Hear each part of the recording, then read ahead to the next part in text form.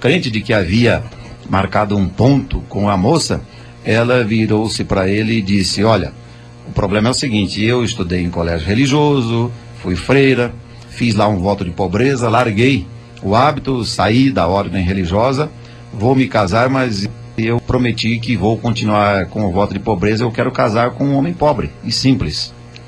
E aí ele percebeu o quê? Aquilo que na visão dele era uma vantagem, em função dessa postura de vida e da definição filosófica da moça, se tornou uma grande desvantagem. É um pouco o que falou o Eduardo, é aquela história de você sair externando tudo que você acha que é uma vantagem, sem conhecer, na verdade, as necessidades e as crenças do outro lado. E é uma anedota que ajuda a gente a entender que é necessário descobrir a motivação para você não falar algo que possa te queimar, né? Exatamente, e de repente você está oferecendo ao outro lado algo que a seu ver é positivo e para o outro lado pode ser negativo.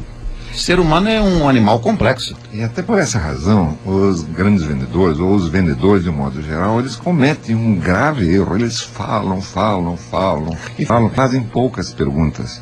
E normalmente o vendedor, quando argumenta demais e precisa demais, normalmente ele está argumentando para o vazio, né? Porque se ele não sabe se aquilo efetivamente é uma necessidade do outro, a argumentação não faz o menor sentido.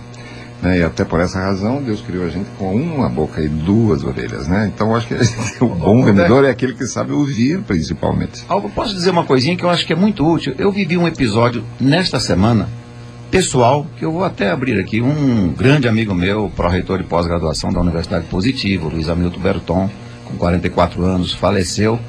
E é óbvio, é um grande amigo, 10 anos de amizade. E naquele dia do falecimento, claro, todos nós muito constrangidos, consternados, entristecidos. E eu, já na semana passada, havia marcado um encontro com uma pessoa que eu devia atender, que veio de São Paulo. Inesperado isso, né, professor?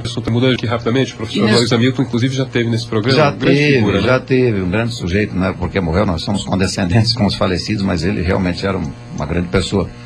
Mas o que eu quero contar aqui é que foi uma situação curiosa. Eu havia marcado um encontro com um sujeito que vinha de São Paulo semana passada, e é claro, você não sabe que seu amigo vai falecer. E mantive o encontro no dia da morte do meu companheiro. E o interessante é que eu atendi aquela pessoa que veio de São Paulo, ele tem um pouco essa característica que o Bert falou, um sujeito muito interessante, mas ele falava demais. E eu ouvi.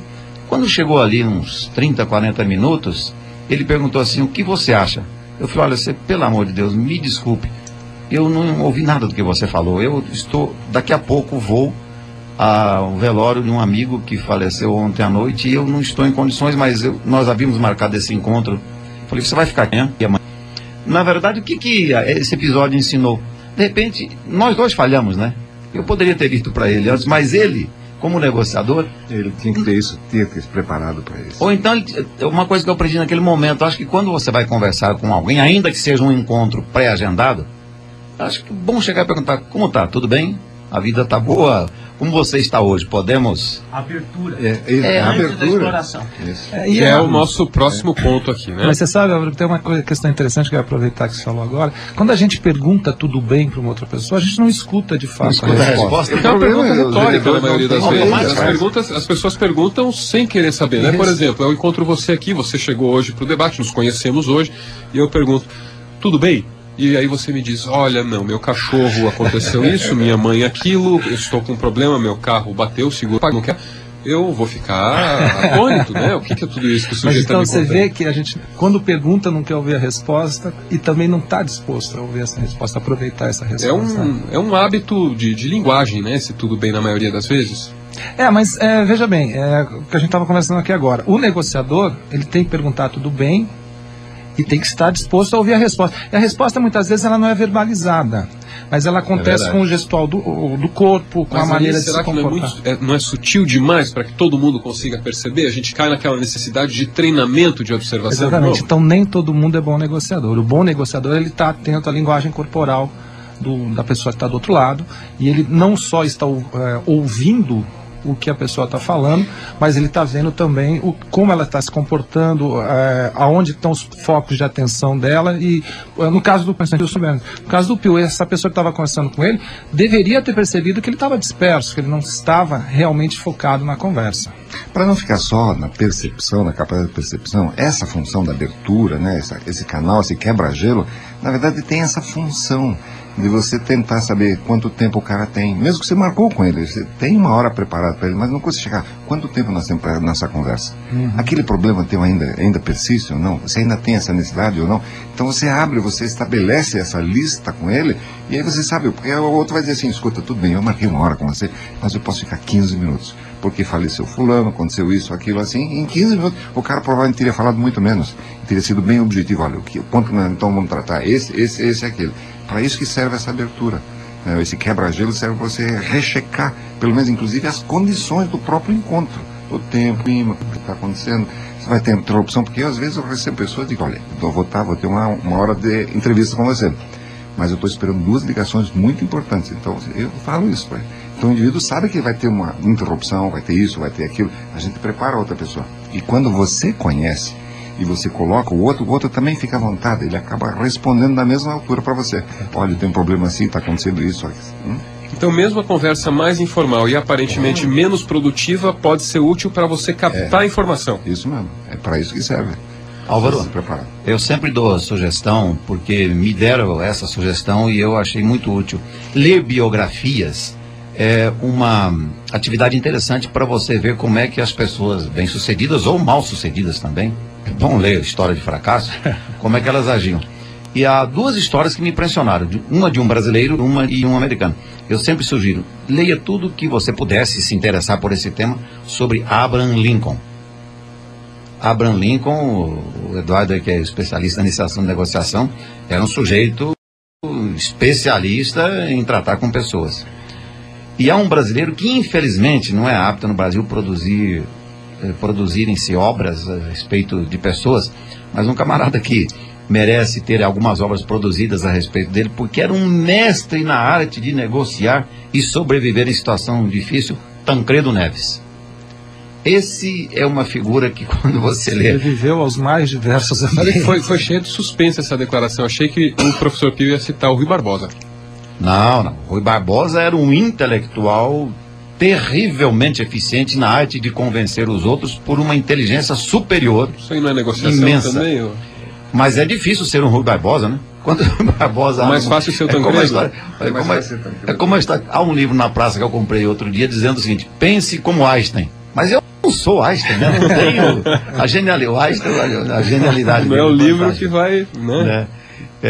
O Rui Barbosa, assim, é um sujeito fantástico. Mas o Tancredo era um sujeito absolutamente normal, comum, mas com uma habilidade extrema de argumentar, conversar, convencer e sobreviver em situações, como disse o Maurício aqui, as mais variadas possíveis. E dono de uma frase genial justamente para a questão da negociação. Tancredo disse que ficava rouco de tanto ouvir.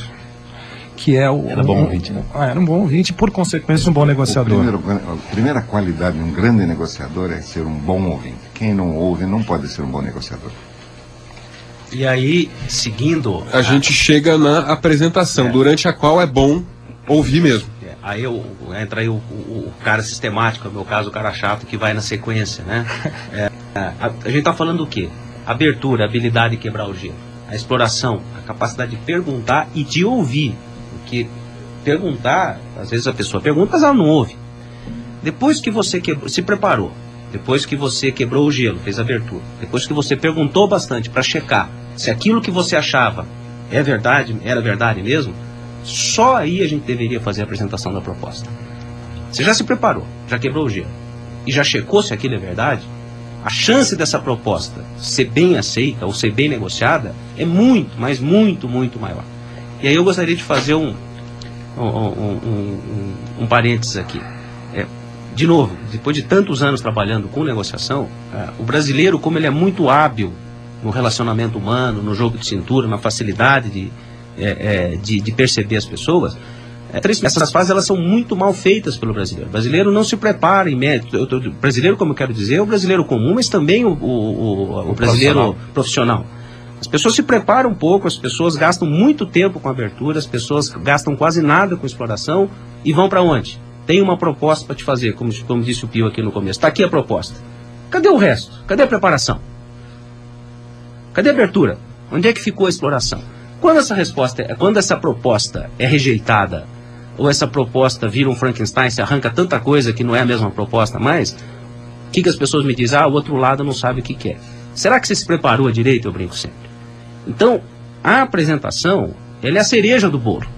Quando a gente dá a proposta, a gente oferece a proposta, ela é o sim do casamento. Que é o clímax. É o clímax, é o auge. Eduardo, e a gente gosta assistiu... de onde? A gente gosta de saber comer no clímax. Está errado. O bom negociador faz isso antes. Você assistiu o filme O Negociador? Claro. Existe um filme com esse nome, claro, que é uma situação terrível lá. É só sequestro, é só assalto, os caras estão num banco, né? E o cara ele é treinado por anos para reagir o quê? O que eles fazem quando sequestram alguém nos Estados Unidos? Histórico das relações, quer dizer, quem que é o bandido? Qual é a ficha criminal? Ele matou muita gente, ele só assalta, ele é ladrão de galinha. Baseado no perfil psicológico do bandido, do sequestrador, é que eles vão fazer o quê? Objetivos reais ideais, ou seja, o objetivo real é o quê? Não matar ninguém. O que é aceitável? Até 2 reféns no meio de 50 a gente aceita que morram. Presunção das necessidades. O que o sequestrador está pedindo? Ele está pedindo 3 carros, um avião e dinheiro. Planejamento das concessões. O que eu posso ceder? Carro e dinheiro não vou dar, mas comida, um sanduíche para ele eu aceito. Conflitos potenciais. Se der briga, o que a gente faz? Se ele der um tiro em alguém, a gente entra ou não entra? O que aconteceu naquele sequestro daquela moça da Eliá em São Paulo? Houve um despreparo total da Eloá. Não houve preparação, não fizeram histórico, cederam o refém de volta. Olha o absurdo. Quer dizer, o cara pediu uma concessão, olha, me tragam aqui a moça que eu quero que ela entregue o sanduíche. Eles entregaram o sanduíche e a moça junto. É trágico, né? Mas ele negociava melhor do que o que faltou? Faltou preparação, faltou treinamento, faltou estratégia. Então, quando a gente usa a preparação, quando a gente faz uma abertura bem feita e a gente faz uma boa exploração, aí sim você pode fazer a proposta. E quase certamente essa proposta vai ser bem aceita, ou no mínimo, ela vai ser negociada. O outro lado vai fazer uma contraproposta e você vai para a próxima fase. Até porque, principalmente na fase da exploração, você testa. Porque se aquela tua proposta não vai satisfazer a necessidade, você não precisa nem apresentar a proposta. Às vezes você vai embora, fala, volta amanhã. Ou se você não conseguir mudar a proposta, ou não tiver na hora, você não tiver o número que o outro lado quer, você fala, então tá, então vamos parar, amanhã eu volto. É muito melhor do que fazer uma proposta que tem uma chance baixa de ser aceita. Eduardo, você que é um especialista nisso, me permita colocar uma questão que eu acho interessante. Eu li uma entrevista, ou enfim, uma pergunta que fizeram lá a um sujeito, e ele disse o seguinte: quando o lado de lá é um tipo complexo, psicopata, um sujeito com tendências a loucuras, essa coisa toda, é preciso que exista uma empatia muito grande com o negociador. E ele até disse uma coisa, de repente, para negociar com aquele sujeito não tinha que ser um policial, podia ser um padre, uma freira. Porque, imagina, você tem ali um sujeito que sequestra uma moça. E se ele, ainda que seja meio maluco, né, enfim, tem lá um histórico ruim em termos de personalidade, mas é um ser humano, do outro lado ele vê que vem negociar com ele um padre. Volta e meia em alguns sequestros, alguns eventos, eles colocam um padre, uma freira, um psicólogo.